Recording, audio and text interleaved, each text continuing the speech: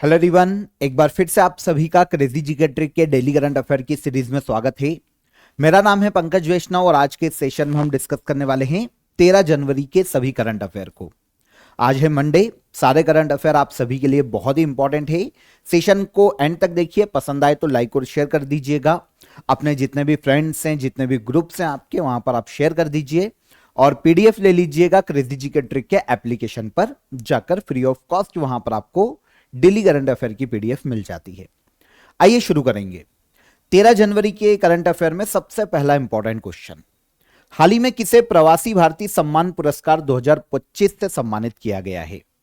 तो प्रवासी भारतीय सम्मान पुरस्कार 2025 के लिए दिया गया doctor Syed Anwar Khurshid. Answer B.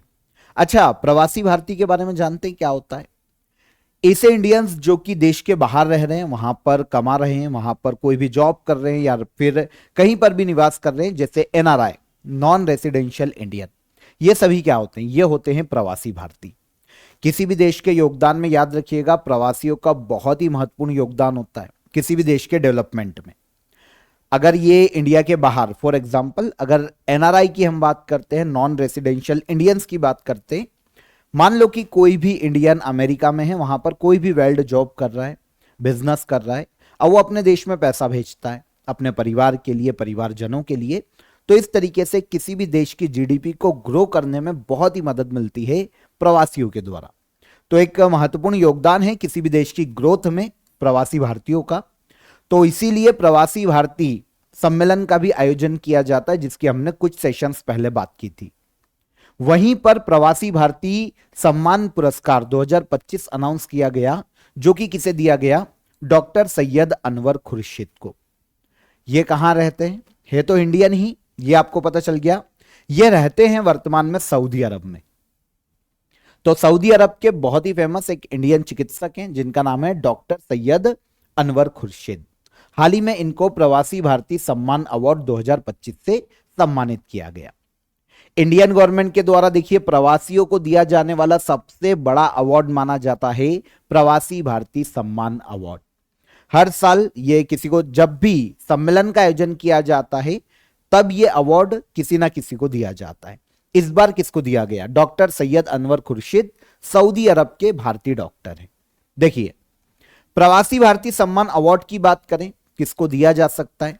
किसी भी एनआरआई को, इंडियन मूल के किसी भी व्यक्ति को, या किसी भी ऑर्गेनाइजेशन को जो कि वर्ल्ड के किसी भी देश में कार्य कर रही है और उसको स्थापित करने वाला या फिर चलाने वाला कोई भारतीय मूल का व्यक्ति है।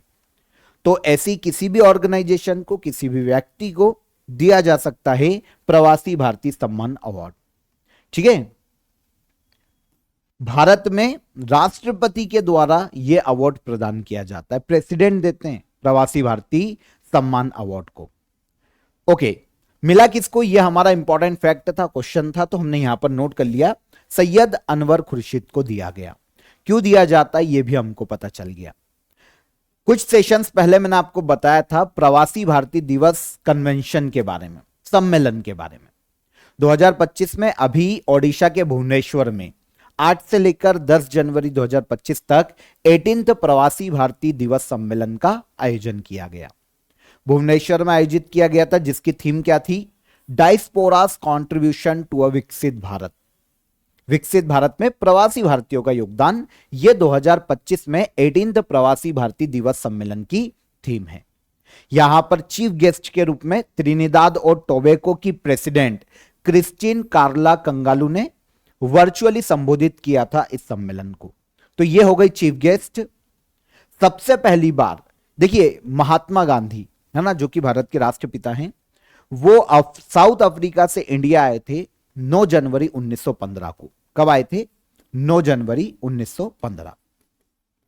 तो इसी दिन की याद में 9 जनवरी को भारत में प्रवासी भारतीय दिवस मनाया जाता है। और प्रवासी भारतीय दिवस सम्मेलन की शुरुआत की गई थी पहली बार 2003 में। शुरुआत में हर साल आयोजित किया जाता था, लेकिन 2015 से यह 2 साल में एक बार आयोजित किया जाने लगा, और अब यह 2-2 साल में आयोजित किया जाता है। तो अभी 2025 में क्योंकि आयोजित किया गया, तो इसके पहले का कब आयोजित किया गया होगा? 2023 में। कहां पर? तो 17th प्रवासी भारतीय दिवस सम्मेलन आयोजित किया गया था मध्य प्रदेश के इंदौर में, और अब 18th आयोजित किया गया है कहां पर, ओडिशा के भुवनेश्वर में। हाँ, क्वेश्चन हमारा अवार्ड से था, प्रवासी भारतीय सम्मान अवार्ड 2025 किसे दिया गया, सऊदी अरब के Indian doctor doctor Syed Anwar Khurshid को यह अवार्ड 2025 में दिया गया। ओके, आगे आएंगे। Multi layering clothing system him कवच को किसके द्वारा डिजाइन किया गया है? हिम कवच को डिजाइन करने का श्रेय दिया जाता है डीआरडीओ को, defence research and development organisation, Bharat की रक्षा क्षेत्र में काम करने वाली एक प्रमुख संस्था है इंडियन गवर्नमेंट की, डीआरडीओ। अच्छा, multi layering clothing system him कवच की बात करें, यह क्या है? हिमालय क्षेत्र में जम्मू कश्मीर ले लें, लद्दाख ले लें, अरुणाचल प्रदेश का क्षेत्र ले लें, तो काफी जो हमें हिमालयी क्षेत्र देखने को मिलता है वो बहुत ही ठंडा है। ऐसी जगह पर जहां पर -40 डिग्री तक टेम्परेचर चला जाता है, -20 डिग्री टेम्परेचर तो बहुत ही कैजुअल है। ऐसी जगह पर जो हमारे सैनिक है, जो हमारी आर्मी है, वो इंडिया को प्रोटेक्ट करती है। कभी अगर आप वीडियो देखेंगे ना, बहुत वीडियो आते हैं, पैर तक गल जाते हैं हमारे सैनिकों के, बहुत ही मतलब चैलेंजिंग कंडीशन। 12-12 घंटे हमारे सैनिकों को एक जैसा खड़ा रहना पड़ता है। ऐसी कंडीशन में जो हमारे सैनिक हैं उनको प्रोटेक्शन मिले बर्फ से, ठंड से, ठंडे क्षेत्रों से, इसके लिए हिम कवच को डेवलप किया गया है। Multi layering clothing system him कवच किसने डिजाइन किया है? डीआरडीओ ने इसको डिजाइन किया है हाल ही में। हमारे जो सैनिक है ना, ये जो हिम कवच है +20 डिग्री सेल्सियस से लेकर -60 डिग्री सेल्सियस तक हमारे सैनिकों को प्रोटेक्ट कर सकता है ठंड से, बर्फ से। तो एक बहुत ही रामबाण बोल सकते हैं प्रोडक्ट विकसित किया गया है डीआरडीओ के द्वारा, जिसको नाम दिया गया है हिम कवच, मल्टी लेयरिंग क्लोथिंग सिस्टम है। इसके पहले अभी तक हमारे सैनिकों के पास extended cold weather clothing system था। ये थोड़ा सा हमको कम प्रोटेक्ट कर पा रहा था हमारे सैनिकों को। जो हमारे डीआरडीओ का institute of defence physiology and allied science है, इसके द्वारा इसे विकसित किया गया था, और अब डीआरडीओ ने ही डिजाइन किया है हिम कवच को सैनिकों के लिए, है ना। आगे बढ़ेंगे। डीआरडीओ की कैजुअली बात करें तो अभी मैंने आपको बताया डीआरडीओ का फुल फॉर्म क्या है, defence research and development organisation. Bharat में रक्षा क्षेत्र के उत्पाद, मिसाइल हो गया, है ना, टैंक हो गया, बहुत सारे रक्षा क्षेत्र के उत्पाद डीआरडीओ के द्वारा ही बनाए जाते हैं। 1958 में इसकी स्थापना की गई थी। हेडक्वार्टर देखने को मिलता है नई दिल्ली में, और वर्तमान में डीआरडीओ के चेयरमैन के पद पर समीर वी कामत देखने को मिलते हैं। हेडक्वार्टर नई दिल्ली में स्थित है।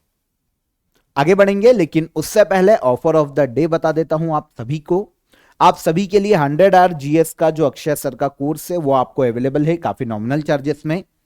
यहां पर इंटरेस्टिंग ये है कि अगर आप 100 आवर जीएस ज्वाइन करते हैं तो आपको हमारा आरंभ बैच, जो कि ऑलमोस्ट 1500 से 2000 की प्राइस का हमारा कोर्स है, वो आपको ओनली 99 रुपीज में अवेलेबल होता है। ओके, तो बहुत ही इंटरेस्टिंग आपके लिए ऑफर है। 100 आवर जीएस में आपको जितने भी जीएस के टॉपिक है, जितने भी सब्जेक्ट हैं, वो आपको बहुत ही इजी ट्रिक से, बहुत ही इजी कॉन्सेप्ट से पूरे क्लियर करवाए गए हैं। तो आप ज्वाइन कर सकते हैं नॉमिनल चार्जेस में। मैं आपको डिस्क्रिप्शन में इसकी लिंक दे दूंगा, वहां पर क्लिक करके आप डायरेक्ट इसे अवेल कर सकते हैं। और इसके अलावा आपके पास हेल्पलाइन नंबर है, कॉल कर लीजिए अगर आपको कोई भी डाउट आता है, कोई भी आपका हर्डल है तो। थर्ड क्वेश्चन, राष्ट्रीय मानव तस्करी जागरूकता दिवस हर साल कब मनाया जाता है, किस तारीख को मनाया जाता है? National human trafficking awareness day, यह हर साल मनाया जाता है 11 जनवरी को। कब मनाया जाता है? 11 जनवरी को। देखिए, ह्यूमन ट्रैफिकिंग आपको पता है बच्चों को उठा लिया जाता है, बहुत पूरे वर्ल्ड की प्रॉब्लम है ह्यूमन ट्रैफिकिंग। बच्चों को उठा लिया जाता है, बेच दिया जाता है, चोरी कर लिया जाता है, उनके अंगों को खरीदा बेचा जाता है। तो इवन बच्चे नहीं, बड़ों के भी, है ना, ये समस्या पूरे वर्ल्ड में हर एज ग्रुप में देखने को मिलती है। सबके साथ ये प्रॉब्लम है, और पूरे वर्ल्ड की देशों की सरकारें कहीं ना कहीं ह्यूमन ट्रैफिकिंग के खिलाफ लगातार काम कर रही है, इवन इंडियन गवर्नमेंट भी। लेकिन लोगों को जागरूक करना बहुत जरूरी है ह्यूमन ट्रैफिकिंग के प्रति। इसीलिए ह्यूमन ट्रैफिकिंग के प्रति पूरे वर्ल्ड को अवेयर किया जा सके और इवन देश में लोगों को अवेयर किया जा सके, इसलिए ऑब्जर्व किया जाता है, बनाया जाता है national human trafficking awareness day 11 जनवरी को हर साल। कब मनाया जाता है? डेट मिल गई 11 जनवरी। ह्यूमन ट्रैफिकिंग के खिलाफ लोगों को अवेयर करना। सबसे पहली बार इसे मनाया गया था 2007 में। इंडियन गवर्नमेंट ने भी लगातार ह्यूमन ट्रैफिकिंग के खिलाफ काफी काम किया है, जिनमें देखिए समृद्धि योजना ह्यूमन ट्रैफिकिंग के खिलाफ थी, protection of children from sexual offence, इसके अलावा का एनजीओ इनिशिएटिव, ये योजनाएं हैं इंडियन गवर्नमेंट की। ह्यूमन ट्रैफिकिंग के शिकार लोगों को प्रोटेक्शन देना, रिहेब सेंटर प्रोवाइड करवाना, लीगल हेल्प प्रोवाइड कराना, इसके लिए इंडियन गवर्नमेंट ने लगातार काम किए। तो national human trafficking awareness day हर साल कब मनाया जाता है? क्वेश्चन हमारा ये है। तो ये मनाया जाता है 11 जनवरी को। और 12 जनवरी को भी एक डे मनाया जाता है, राष्ट्रीय युवा दिवस, है ना। ये भी एक इंपॉर्टेंट डे है जो स्वामी विवेकानंद उनकी जयंती के रूप में मनाया जाता है 12 जनवरी को राष्ट्रीय युवा दिवस के रूप में। विकसित भारत यंग लीडर्स डायलॉग 2025 कहां आयोजित किया गया? तो विकसित भारत यंग लीडर्स डायलॉग 2025 का आयोजन किया गया नई दिल्ली के भारत मंडपम में। भारत के पीएम नरेंद्र मोदी ने भी यहां पर पार्टिसिपेट किया था, यहां पर भाग लिया था, इसको संबोधित किया था। तो भारत मंडपम नई दिल्ली में अभी जनवरी 2025 में 10 जनवरी को यह शुरू हुआ था, विकसित भारत यंग लीडर्स डायलॉग 2025। अच्छा, इसका आयोजन जो है ना वो राष्ट्रीय युवा दिवस के उपलक्ष्य में ही किया जा रहा है। 12 जनवरी को राष्ट्रीय युवा दिवस, स्वामी विवेकानंद की जयंती, तो इसी उपलक्ष्य में आयोजित किया गया था राष्ट्रीय युवा दिवस। हमारी जो यूथ है, जो हमारे यंग लीडर्स हैं, उनको भारत की जो व्यवस्था है उसके बारे में अवेयर करना और इसके अलावा जो अगली पीढ़ी है भारत के यूथ की, उसको सशक्त बनाना, यह मुख्य उद्देश्य है विकसित भारत यंग लीडर्स डायलॉग को आयोजित किए जाने का। आयोजन कौन करवाता है? तो सेंट्रल यूथ अफेयर्स डिपार्टमेंट इसका आयोजन करवा रहा है और union minister doctor Mansukh Mandaviya ने इनके नेतृत्व में इसकी शुरुआत की गई थी। आयोजन करने वाला डिपार्टमेंट इंपॉर्टेंट है, सेंट्रल यूथ अफेयर्स डिपार्टमेंट। ठीक है, आयोजन कहां पर? विकसित भारत यंग लीडर्स डायलॉग का। तो आयोजन नई दिल्ली भारत मंडपम, राष्ट्रीय युवा दिवस के उपलक्ष्य में। हाल ही में ट्रैक एंड फील्ड न्यूज द्वारा किस खिलाड़ी को best male javelin thrower in the world 2024 का खिताब दिया गया? तो ये इंडियन जेवलिन थ्रोअर कौन हो सकते हैं? ये होंगे बिल्कुल नीरज चोपड़ा। एक अमेरिकी पत्रिका मैगजीन है ट्रैक एंड फील्ड न्यूज, इसने हाल ही में भारत के जो जेवलिन थ्रोअर है नीरज चोपड़ा, उनको best male javelin thrower in the world 2024 का खिताब दिया है। अमेरिका की जो ट्रैक एंड फील्ड न्यूज इसे बाइबिल कहा जाता है, खेलों की बाइबिल कहा जाता है ना। तो क्योंकि खेलों की बाइबिल कहलाती है पूरे वर्ल्ड में, तो इनके द्वारा अगर किसी को खिताब दिया गया है तो बहुत ही इंपॉर्टेंट हो जाता है क्वेश्चन। और यहां पर इंडियन प्लेयर है तो और ज्यादा इंपॉर्टेंट हो गया। कौन है ये? नीरज चोपड़ा।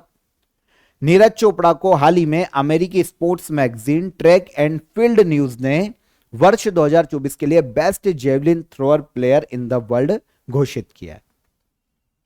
आपको पता है पेरिस ओलंपिक 2024 में सिल्वर मेडल अपने नाम किया था नीरज चोपड़ा ने, है ना। पाकिस्तानी प्लेयर से पीछे रहे थे, लेकिन 89.45 मीटर का थ्रो किया था नीरज चोपड़ा ने। अब आप बोलोगे सर जो पाकिस्तानी प्लेयर है नदीम, उन्होंने तो गोल्ड जीता, तो वो क्यों, उनको खिताब क्यों नहीं दिया गया? तो ये ऑल ओवर पूरे साल का जो प्रदर्शन होता है ना, उसके आधार पर इस रिपोर्ट को तैयार किया जाता है। और नीरज चोपड़ा की बात करें तो कंसिस्टेंसी है उनकी, है ना। कंसिस्टेंसी के साथ बहुत अच्छा परफॉर्म किया है जेवलिन में नीरज चोपड़ा ने, इसीलिए इनको 2024 के लिए पूरे साल के लिए best javelin thrower player in the world का खिताब दिया गया, particular American sports magazine track and field news के द्वारा। ल्यूसाने डायमंड लीग में नीरज चोपड़ा ने अपने करियर का 2024 में सबसे दूसरा बेस्ट दिया था 89.49 मीटर का। ये नीरज चोपड़ा का दूसरा बेस्ट था। तो ऑल ओवर अच्छा ही परफॉर्मेंस रहा है नीरज चोपड़ा का। पेरिस ओलंपिक जो हुआ था वहां पर पाकिस्तान के अरशद नदीम ने गोल्ड जीता था 92.97 मीटर का भाला फेंककर। नीरज चोपड़ा सिल्वर जीत कर आए थे 89.45 मीटर और तीसरे पर रहे एंडरसन पीटर्स, ग्रेनाडा के खिलाड़ी हैं, 88.54 मीटर। अब ये जो एंडरसन पीटर्स है ना, वो इस मैगजीन में दूसरे नंबर पर रखे गए हैं, best javelin thrower in the world. पहले नंबर पर नीरज चोपड़ा है और दूसरे पर है एंडरसन पीटर्स। अरशद नदीम की बात करें तो ये 5th या 6th नंबर पर रखे गए हैं, तो हमसे पूछा नहीं जाएगा, तो हम नीरज चोपड़ा को याद कर लेंगे। और दूसरे याद करें तो ग्रेनाडा के एंडरसन पीटर्स। क्वेश्चन ऐसा आ सकता है कि ये किस खेल से संबंधित है, तो ये भी जेवलिन थ्रोअर खिलाड़ी हैं। हम नीरज चोपड़ा का प्रदर्शन देख लें, इनके अवार्ड्स क्योंकि पूछे जा सकते हैं। तो हरियाणा राज्य से बिलोंग करते हैं, टोक्यो ओलंपिक में गोल्ड जीता है और पेरिस ओलंपिक में 2024 में सिल्वर इन्होंने अपने नाम किया। भारत के पहले खिलाड़ी जिन्होंने एथलेटिक्स प्रतियोगिता में 2 मेडल अपने नाम किए लगातार। खेलों के क्षेत्र में योगदान के लिए 2018 में इनको दिया गया था अर्जुन अवार्ड। मेजर ध्यानचंद खेल रत्न अवार्ड दिया गया 2021 में और पद्मश्री दिया गया था 2022 में नीरज चोपड़ा को। वनडे इंटरनेशनल में सबसे तेज 4000 रन बनाने वाली पहली भारतीय महिला खिलाड़ी कौन बनी है? तो वनडे इंटरनेशनल में 4000 रन बनाने वाली सबसे तेज 4000 रन बनाने वाली पहली भारतीय महिला खिलाड़ी बनी स्मृति मंधाना। वैसे हमारे यहां जो मिताली राज, जो हमारी इंडियन प्लेयर है ना, उनके सबसे ज्यादा रन है वनडे क्रिकेट में, सबसे ज्यादा रन मिताली राज के 4000 रन तो वो भी पूरी कर चुकी है, लेकिन सबसे तेज 4000 रन की यहां पर बात हो रही है, ये मिताली राज ने हाल ही में स्मृति मंधाना ने बनाए। इनका 95वां वनडे मैच था हाल ही में, जिसमें इन्होंने 4000 रन पूरे कर लिए, स्मृति मंधाना।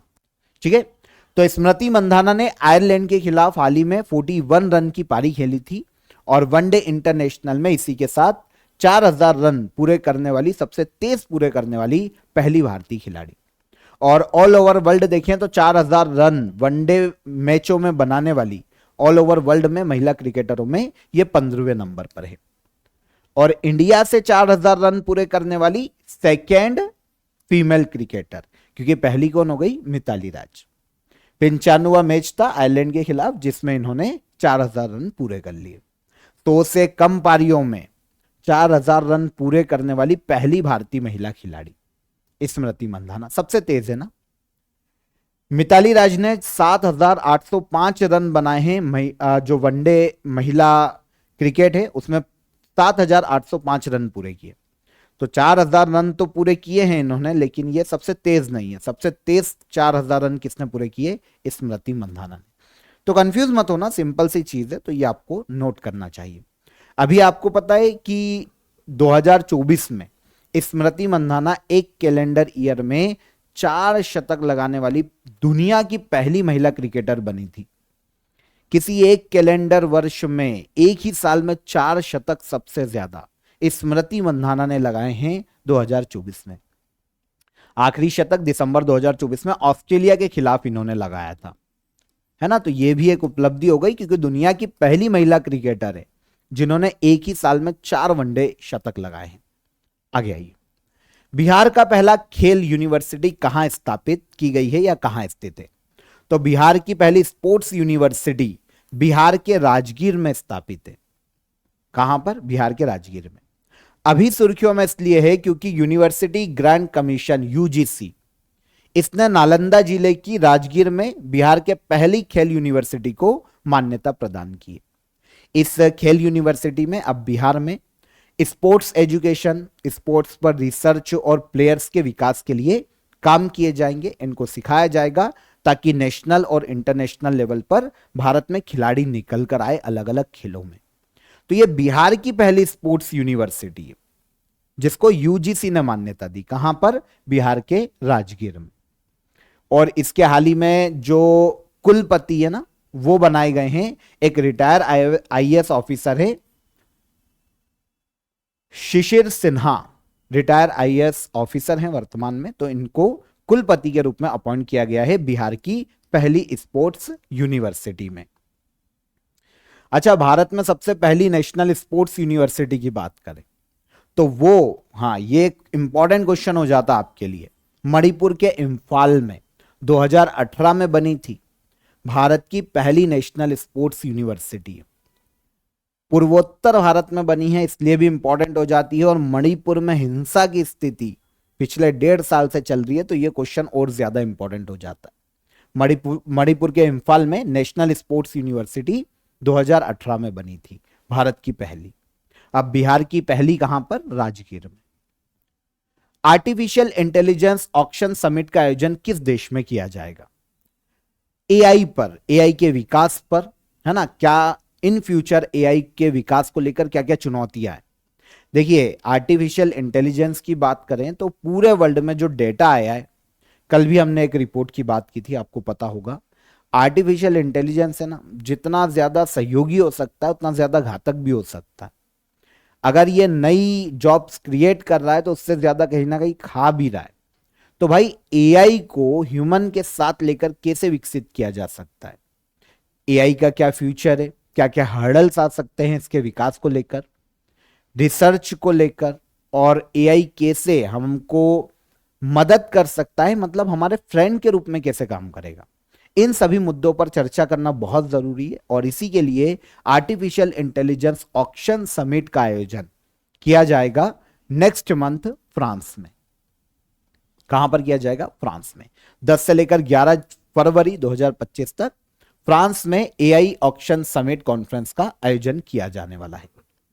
भारत के पीएम भी यहां पर पार्टिसिपेट करेंगे, भाग लेंगे, और इसके अलावा 90 देशों के डेलीगेट्स, रिसर्चर्स, जो स्कॉलर हैं, वो सभी यहां पर पार्टिसिपेट करने वाले हैं। और एआई को लेकर इनोवेशन, टैलेंट को कैसे बढ़ावा दिया जा सकता है और ग्लोबल लेवल पर एआई को कैसे बढ़ावा मिले, इन सभी मुद्दों पर यहां पर चर्चा करेंगे। एआई ऑक्शन समिट है, फरवरी 2025 में फ्रांस के पेरिस में आयोजित की जाएगी। अभी दिसंबर 2024 में फ्रांस के प्रेसिडेंट भी चेंज हुए, केवल 2024 में ही फ्रांस में तीसरे प्रेसिडेंट चेंज हुए थे, और ये बने हैं फ्रांसवा बायरो, फ्रांस के वर्तमान में प्रेसिडेंट के पद पर हैं। सॉरी, पीएम, प्रेसिडेंट बोल रहा हूं, इसको सही करना, पीएम। फ्रांस के तीसरे पीएम अभी चेंज हुए हैं दिसंबर 2024 में, और ये बने हैं फ्रांसवा बायरो। और प्रेसिडेंट के पद पर अभी इमैनुअल मैक्रोन ही है काफी समय से, और फ्रांस की कैपिटल है पेरिस। तो सुधार लेना जो मैंने बोला है, capital Paris, president Emmanuel Macron, और फ्रांस के पीएम बने हैं दिसंबर 2024 में फ्रांसवा बायरो। हाल ही में किसे Indian national science academy fellowship प्रदान की गई?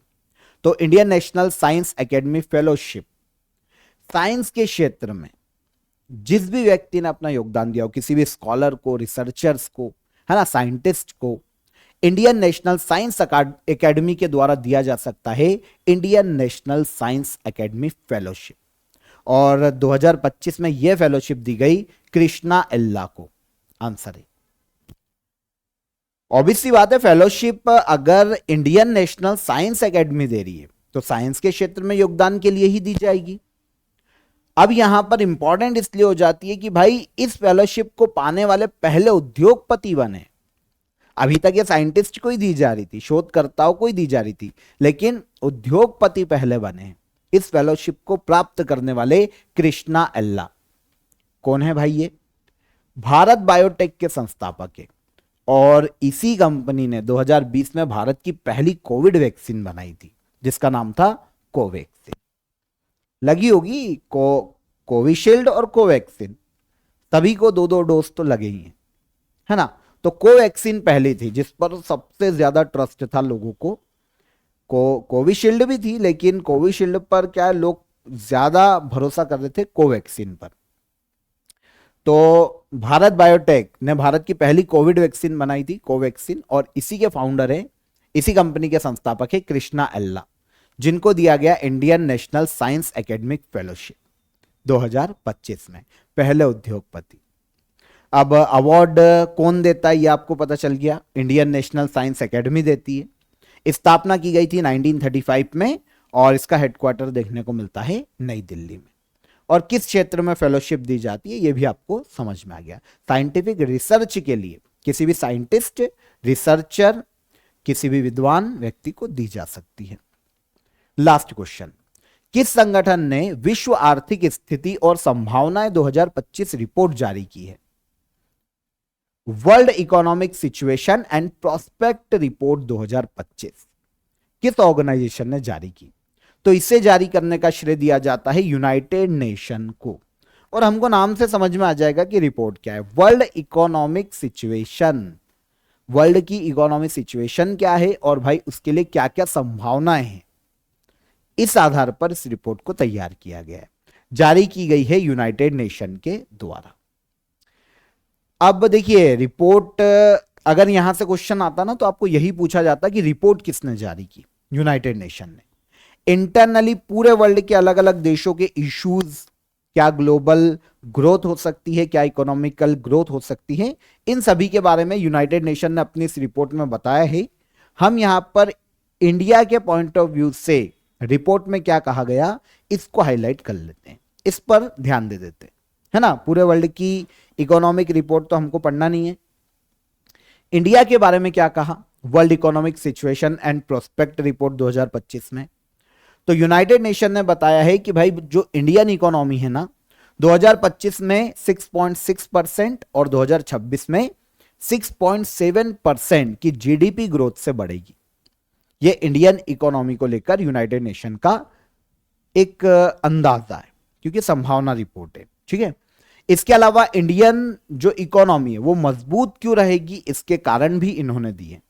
इन्होंने बताया है कि जो बेसिक स्ट्रक्चर के विकास में जो पूंजीगत व्यय है इंडिया में, उस पर सरकार का बहुत ज्यादा जोर है। देश में प्रोडक्टिविटी और सर्विस सेक्टर में निरंतर विस्तार किया जा रहा है इंडिया में, इन चीजों पर ध्यान दिया जा रहा है। फार्मास्यूटिकल और इलेक्ट्रॉनिक्स के निर्यात में इंडिया बहुत ध्यान दे रहा है, सर्विसेज के निर्यात में बहुत ध्यान दे रहा है। और 2024 में जो भारत में अच्छा मानसून रहा उसके कारण 2025 में एग्रीकल्चर प्रोडक्ट, एग्रीकल्चर का विकास होगा और एग्रीकल्चर प्रोडक्ट को बढ़ावा मिलने की उम्मीद है, क्योंकि अच्छा मानसून रहा 2024 में।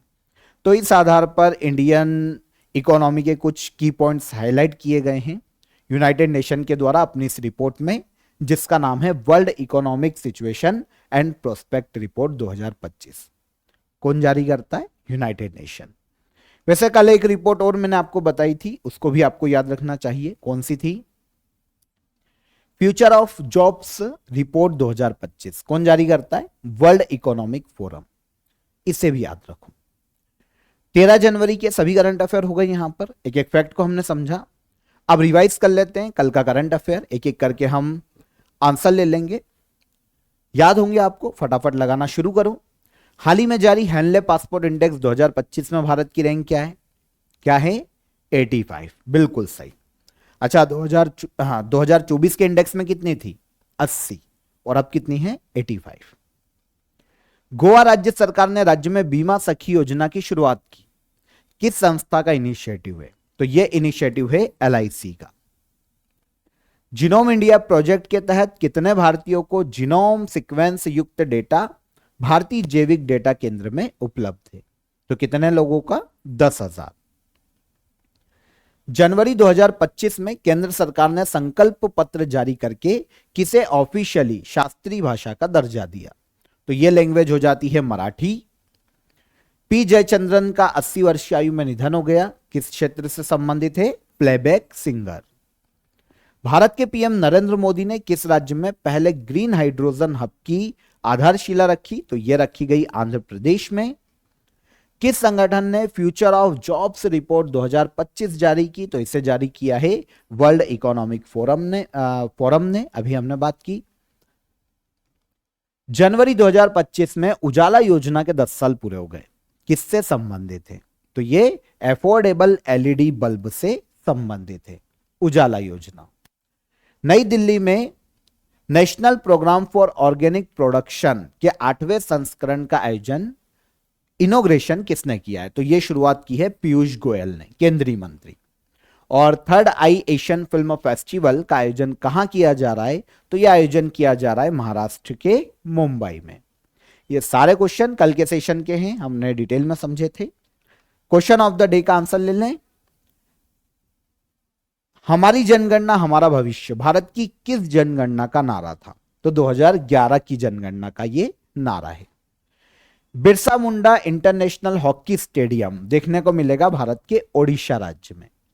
और गुलाबी क्रांति का उद्देश्य किसके उत्पादन को बढ़ावा देना था? तो मीट एंड पोल्ट्री। क्लियर? तो तीनों के आंसर मिल गए। अब आज के question of the day, one nation one election bill को किस संविधान संशोधन बिल के रूप में लोकसभा में रखा गया? मतलब कौन सा संविधान संशोधन बिल है? 120वां, 125वां, 130वां, है ना? तो यह बताना है। सेकेंड, 105वां संविधान संशोधन अधिनियम किस संविधान संशोधन की खामियों को दूर करता है? 2 हो गए। और किस शासक की समाधि नर्मदा नदी के किनारे स्थित है?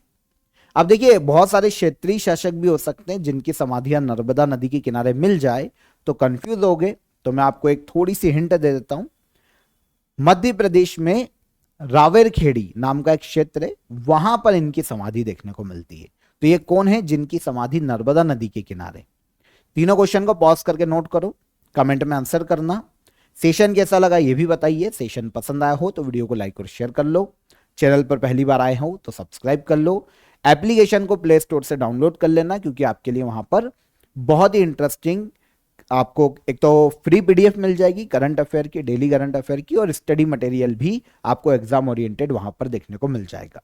और इसके अलावा आप हमारे वन स्टॉप सॉल्यूशन, जो हमारा ईयरली करंट अफेयर का पैकेज है 2025 का, उसको भी ज्वाइन कर सकते हैं। वो आपको फ्री ऑफ कॉस्ट अवेलेबल है। कैसे? तो वो आप कॉल कर लीजिएगा, हमारी सपोर्ट टीम को, वो आपकी मदद कर देगी। चलिए, कल के सेशन में मुलाकात करेंगे। तब तक अपना ख्याल रखो। जय हिंद, जय भारत।